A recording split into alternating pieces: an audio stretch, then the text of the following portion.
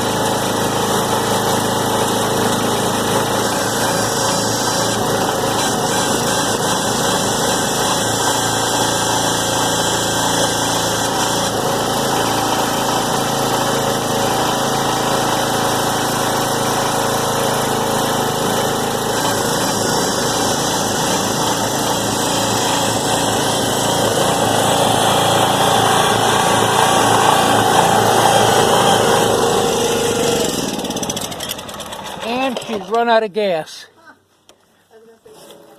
Yeah, I didn't put much gas in it. It's got a leaky carburetor needs cleaned.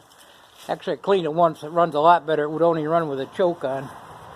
So I pulled the pump off this thing yesterday, and I redid where it seals there, where it drops down into the tank there. And I was going to tear the pump apart, figuring the pump wasn't working. And I ended up pulling this hose off. And actually just picked this up on a job. It was brand new, still in the package. And I put that on there. And this cover here, I pulled that cover off and stuck this down into the tank. And that pump is really pumping. I thought maybe the pump was bad, but I think the pump is fine. In fact, I was looking up hydraulic shops yesterday. But it's actually working now, and I wanted that cylinder up so it didn't rust up through the winter.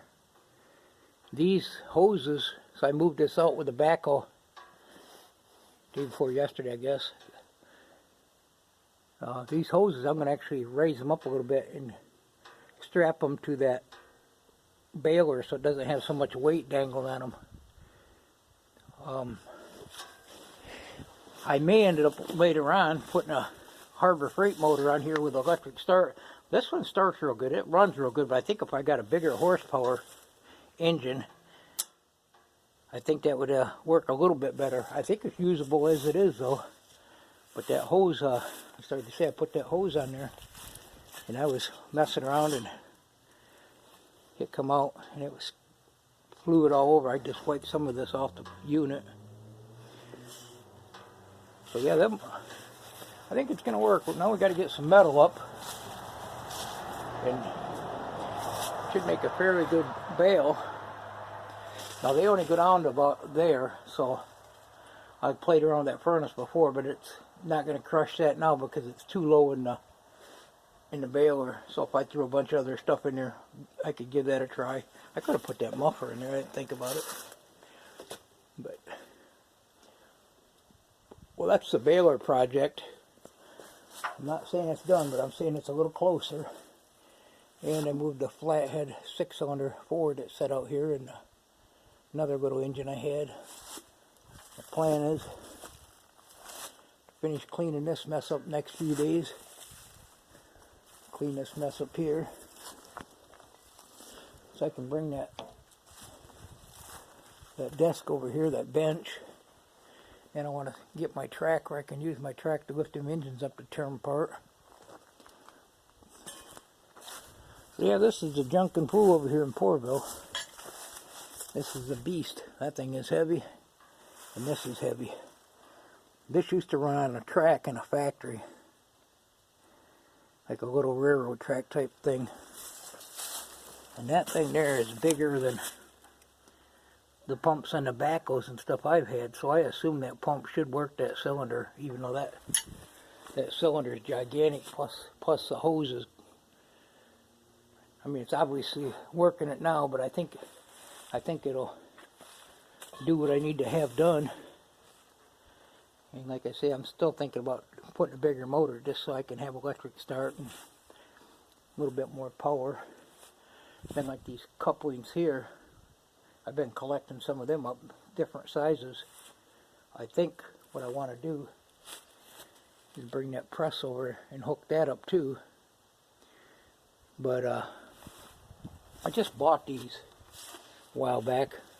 Then I picked them ones up the other day with three valves on it. So I think I might actually mount them on here. And then I can run this, that, and whatever else I pick up off the same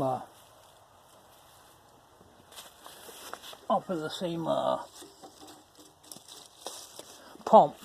Probably, I'm sure not all at once, but I just picked that hose there up. That's a good hose. I've got a bunch more of it out back. Yeah, I thought I'd get a quick video. I knew it was about ready to run out of fuel. So we'll get around, and of course I got to try an appliance with this and see what happens. That's the cylinder we rebuilt. It seems like it's working just fine. Actually, it's only the second one I've done. Well, thanks for stopping by Porville. Hope everybody has a good day. Go find a project. Goodbye now.